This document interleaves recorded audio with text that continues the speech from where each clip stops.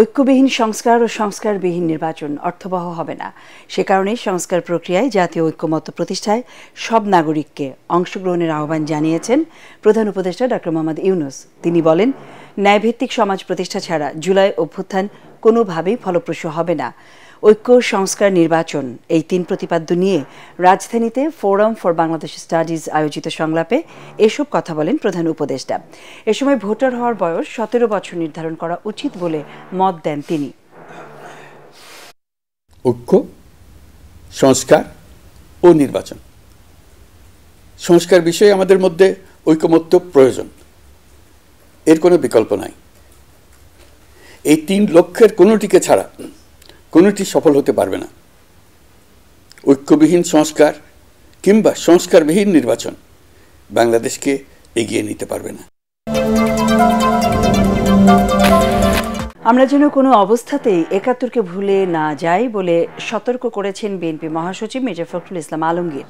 কৃষিবিদ ইনস্টিটিউটে forum for Bangladesh studies আয়োজিত ঐক্য, সংস্কার, নির্বাচন নিয়ে জাতীয় সংলাপে মির্জা ফখরুল বলেন, বিএনপি সবসময় গণতান্ত্রিক সংস্কারের পক্ষে, তবে মাথায় রাখতে হবে জনগণকে বাদ দিয়ে কোনো সংস্কারই সফল হবে না। তিনি আরও বলেন, ন্যূনতম সংস্কারের পরেই বিএনপি নির্বাচন চায়, কারণ রাজনীতি একটি চর্চার বিষয়।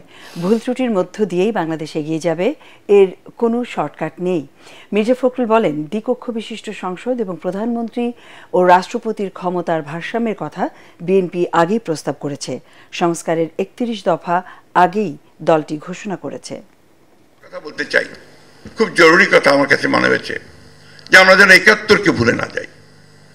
১৯৭১ সাল, এটাকে যেন আমরা কখনো ভুলে না যাই।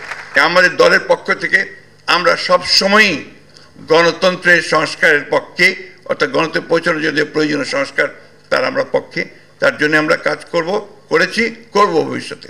কিন্তু একই সঙ্গে আমরা মনে করি যে জনগণকে বাদ দিয়ে কোনো কিছু করাই, উপর থেকে আপনার চাপিয়ে দিয়ে কোনো কিছু করা যাবে না। Double million offer, Walton fridge কিনে পেতে পারেন ২০ লক্ষ টাকা, রয়েছে কোটি কোটি টাকার নিশ্চিত উপহার। চাঁদাবাজ ও দুঃশাসন মুক্ত বৈষম্যহীন দেশ গড়তে জনগণ জামায়াতের দিকে তাকিয়ে আছে বলে মন্তব্য করেছেন দলের আমির ডাক্তার শফিকুর রহমান। যশোর ঈদগাহ ময়দানে জেলা জামায়াতের কর্মী সভায় প্রধান অতিথির বক্তব্যে তিনি বলেন, ক্ষমতা নয়, সুশাসনের জন্য দেশবাসীর ভালোবাসা ও সমর্থন কামনা করেন। বলেন, ন্যায় ও ইনসাফের বাংলাদেশ গড়তে চায় জামায়াত। এই গোষ্ঠী বাংলাদেশকে তাদের জমিদারি মনে করত।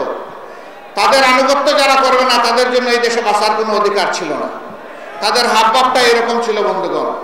এখন তারা বিদায় নিয়েছে, এখন তো সেইটা থাকা উচিত নয়।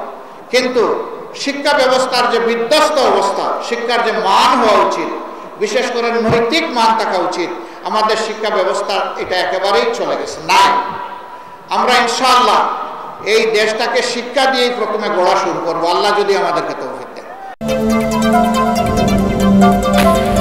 সচিবালয় অগ্নিকাণ্ডের ঘটনার অনুসন্ধানে গঠিত উচ্চ পর্যায়ের কমিটি কাজ শুরু করেছে। কমিটির সদস্যরা সকালে ঘটনাস্থল পরিদর্শন করেছেন। অগ্নিকাণ্ডের উৎস ও কারণ অনুসন্ধানে কাজ করছেন তারা। ৩ দিনের মধ্যে প্রাথমিক প্রতিবেদন জমা দেওয়ার কথা রয়েছে তাদের।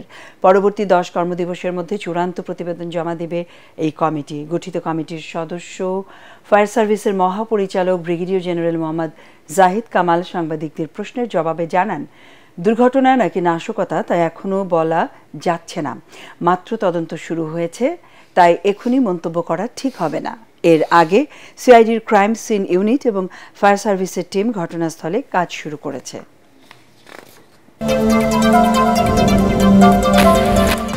জাহাজের ৭ শ্রমিক হত্যার রহস্য উদ্ঘাটন এবং জড়িত ব্যক্তিদের বিচার সহ বিভিন্ন দাবিতে সারা দেশে অনির্দিষ্টকালের নৌযান ধর্মঘটের ডাক দিয়েছে বাংলাদেশ নৌযান শ্রমিক ফেডারেশন।